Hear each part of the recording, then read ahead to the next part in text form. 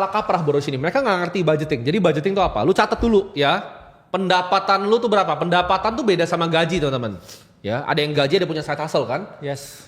Nah tadi misalnya Najib pendapatannya 20 juta tulis. Dia aja nggak bisa tahu berapa pendapatannya. Bayangin nggak bro? Ya mungkin kadang dia ini ya di stasiun Jepang ngamen kadang. Nah makanya. Selesai kerja lu gitu Najib jangan sembarang Najib ya. Jadi ngamen gitu dulu mungkin ya. Ini yang ngawur nih. Nanti ketika lu finansial hidupnya bermasalah, baru lu ntar koar-koar ke orang. Karena ini secara fundamental nih salah Najib ya. Jadi ketika lu punya pendapatan, pengeluaran itu dicatat. Lu aja nggak tahu tadi. Lu nggak bisa jawab secara jelas. Gue ketika income gue 20 juta bro. Dulu masih SMA SMP ya. Gue tuh udah pencatatan jelas loh waktu itu. Yeah. Kalau gue tuh baru nggak ada pencatatan tuh setelah mungkin lewat dari 100 miliar kali ya. Jadi itu gue gak ada pencatatan pengeluaran tuh setelah 100 miliar. Tapi sebelum 100 miliar itu gue banyak pencatatan bro. Ya, gue catat kayak makan malam misalnya steak 3 juta gue catat. Saya juga dulu ya, teman-teman bisa download ya aplikasi gratis bro. Namanya Money Manager. Gambarnya celengan warna merah. Itu dulu saya ketika income saya juga udah ratusan juta setiap bulan dari trading. Tapi saya juga tetap gaji UMR dan karena ngajar di dosen. Itu tetap saya catat, bahkan makan di warteg 7.000 itu juga dicatat. Tujuannya apa? Karena banyak sekali pengeluaran-pengeluaran yang tidak terduga. Kita ngomongnya istilahnya itu adalah latte effect. Kadang kita ngerasa nih, oke lah beli kopi ya, murah lah 20.000. Tapi kalau teman-teman kali, kadang bisa ngopi sehari 3 kali, terus kayak setiap hari beli. Iya betul. Dia tiba-tiba ya pengeluaran kita buat ngopi sebulan tuh ternyata nggak sadar ternyata itu kayak mungkin 30% kita punya gaji. Tiba-tiba 2 juta aja buat ngopi. Betul. Padahal ada hal lain yang harus dibayar, ada tunggakan yang harus dibayar, nggak kerasa karena nggak dicatat. Betul. Itulah pentingnya kita melakukan pencatatan. Betul. Bahkan sebelum budgeting itu pencatatan dulu. Dari pendapatan kita berapa, pengeluaran kita berapa, terus kita anggarannya gimana nih sebulan ini, posnya ini kemana aja. Ibarat gini loh teman-teman, lu mau perang nih, cuman gak ada strateginya bro. Bener. lu gak tahu jumlahnya lawannya berapa. Base musuhnya di mana, ya kan? Lu harus tahu lawan tuh 100.000 nih pasukannya. Lu 10.000 lu mati lawan dia. Kalau lu nggak tahu pasukan lu berapa gimana? Uang tuh kalau lu nggak perhatiin dia pergi dari lu. Damn. Ya. Jadi Najib harus tahu nih. Lu nggak jelas lu gua tanya pendapatan pengeluaran nggak jelas, pencatatan lu nggak jelas, budgeting lu itu nggak jelas. Itu lu belum masuk. Lu bayi nih, ya. Ibarat naik tangga, itu lu tahu meme yang tangganya langsung ngangkang nggak? Nah itu lu Najib tuh. Lu belum ngerti budgeting, lu ke Bitcoin. Apa yang lu bisa ngerti tentang Bitcoin kalau pengeluaran lu aja lu nggak ngerti catat? Ya, itu Satoshi nangis tuh dikubur. Satoshi itu di kuburannya mungkin nangis gitu sekarang. Ya. Jadi nol yang lu bisa tahu tentang Bitcoin itu kalau lu nggak punya 10 juta di rekening. Gini teman-teman, konsepnya adalah kita defense dulu. Sebelum perang, defense dulu, jaga dulu. Yes. Lu mau main bola, gak ada goalkeeper gimana? Gimana bro? Ya, gimana caranya tuh? Saya bilang gini bro, uang itu seperti perempuan. Kalau nggak pernah diperhatikan, dia akan meninggalkan. Betul. Ya? Tapi kalau terlalu diperhatikan juga, ya dia juga nggak bisa berkembang juga. Betul. Jadi harus ini bro, tarik ulur dengan uang. Betul. Ya. Kalau kita misalkan terlalu hemat juga atau terlalu boros spektrumnya, itu nggak akan memberikan kita significant gain ya sebagai manusia. Orang yang terlalu boros itu juga bahaya sebenarnya. Betul. Karena misalkan dia mau oke lah saya mau beli buku padahal buku itu mungkin bisa membuka dia punya pengetahuan sehingga bisa dia dapetin uang yang lebih banyak lagi. Tapi kalau terlalu boros ya latte effect, beli kopi ya 80.000 gitu. Ya. Bahaya dia. Nah jadi teman-teman ini mungkin gue jelasin dulu tangganya. Jadi belum selesai soal tangganya sama Najib ya. Gue selesainya. Yang pertama tuh nabung 10 juta dulu bro. Ya. Nabung 10 juta dulu. 2, lunasin hutang-hutang kecil kecuali KPR. Gue kasih pengecualian ini KPR. Kalau udah terlanjur kena jeratan, kecuali lu Alfian kerja sini lunas enak kan? Nah, kecuali lu Alfian nih, mau lunas ini dilarang riba harus. Iya, kalau di sini dilarang riba soalnya. Jadi lu harus lunasin riba yang kecil. Contohnya apa? Kartu kredit bro. Yes. Kartu kredit, utang-utang sama orang itu beresin. Ya. Itu lu kayak tangan lu pegang bara gitu, panas. Jangan ngutang buat mobil. KKB bahkan boleh dilunasin dulu. Ya. Tapi kalau KPR memang agak sulit kan bro. Gak semua orang punya income. Jadi kecuali KPR, lunasin semuanya dulu utang. Itu nomor 2. Nomor 3. Jadi hutang itu di atas bahkan dana darurat teman-teman. Ini jangan salah nih. Orang ada yang ngajarin dana darurat dulu baru utang. Salah itu. Ya, salah. Hutang dulu kecuali KPR karena besar sekali. Mungkin mereka nggak bisa selesaiin.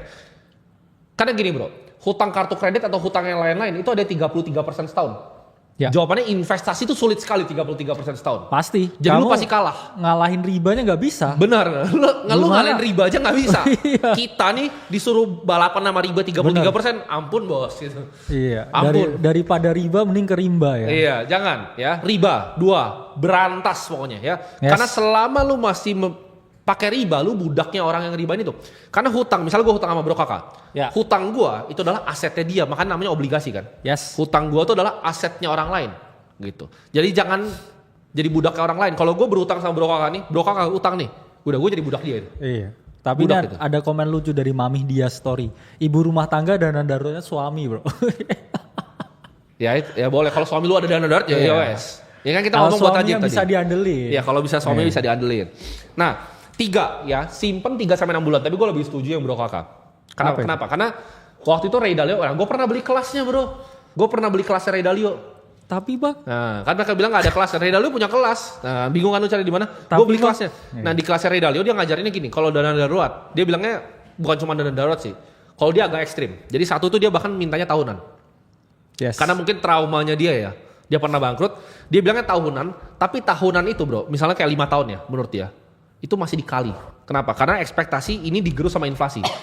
Jadi dana darurat Ray Dalio itu dia berekspektasi untuk digerus sama inflasi. Jadi gue setuju. Kalau misalnya gue bilang 3 bulan tadi, harusnya sebenarnya bro kakak ya yang bilang lebih bagus. Jadi kan dia 20 juta tuh pendapatan bro. Gue bilang 60. Itu harusnya 120 plus 10 yang tadi. Harusnya. 130 juta dulu di rekening. Benar. Ya. Sama nih karyawan gue juga dari dulu gue ajarin sama bro. Gue kemarin anak-anak Clipper kan baru masuk. Gue bilang, ada yang udah nanya, investasi apa bang? Lu punya 100 juta gak di rekening lu? Enggak, ya udah diem lu aja. Ya, tangga nomor 3, dana darurat. Ya, tangga nomor 4, minimal 20%. Kalau gue agak keras, biasa ada yang bilang 10 enggak. Gue minimal 20 investasi. Yes. Ya, jadi, nah investasi ini kan menyerang. Setelah lu udah punya basisnya tadi 130 juta, oke saatnya nih nyerang. Nah nyerang ini ada 2 teman-teman. Ya. Nyerang itu ini konsep finansial, ini gua akan coba jelaskan dengan bahasa yang masih bisa masuk ke otak kalian ya. Ada 2 konsep dalam menyerang dalam investasi, ada beta sama ada alpha. Beta itu adalah market. Contohnya, lu investasi di saham Indonesia. IHSG itu adalah beta. Ya. Jadi kalau lu nggak mau pusing-pusing, itu lu ambil yang beta nih. Jadi lu dapat semua return market ya. Contohnya di Amerika tuh SPX. Yes, S&P 500. S&P 500. Lu jadi langsung beli 500 perusahaan terbesar, lu IHSG langsung beli sesuai dengan bobot masing-masing saham di IHSG. Bisa nggak? Bisa. Ya, lu nggak bisa direct ke IHSG, tapi banyak ya. Produk-produk seperti misalnya reksadana yang Serika Hati atau misalnya Pevindo iGrade itu yang indeks. Nah, itu beta.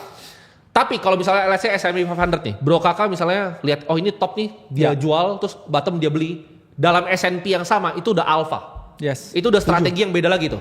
Karena memerlukan market timing. Betul. Dan market positioning. Asetnya sama nih S&P, lu cuman buy and hold DCA sama bro kakak dibilang oh ini sini jual, sini beli. Bro kakak tuh bisa dapat lebih tinggi dari S&P. Itu namanya alpha. Iya.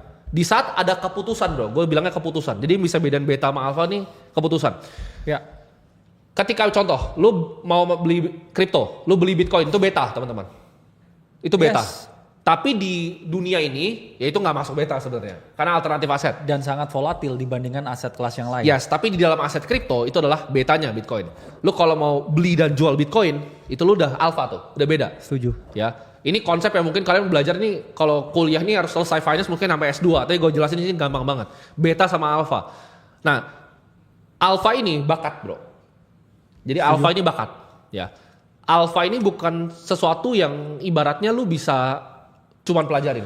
Ini natural talent, ini skill yang diasah selama dekade, ini sulit bro.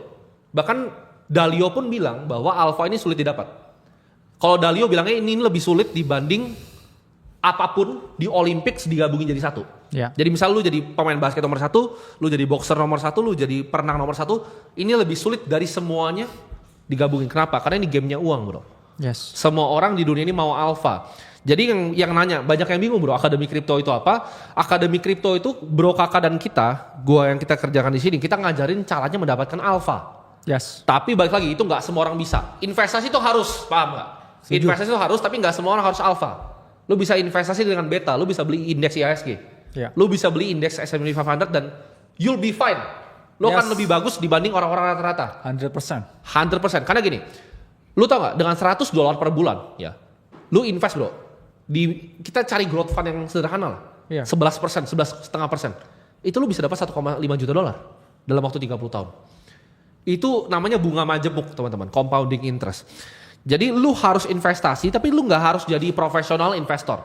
Nah jadi banyak yang bingung nih. Apa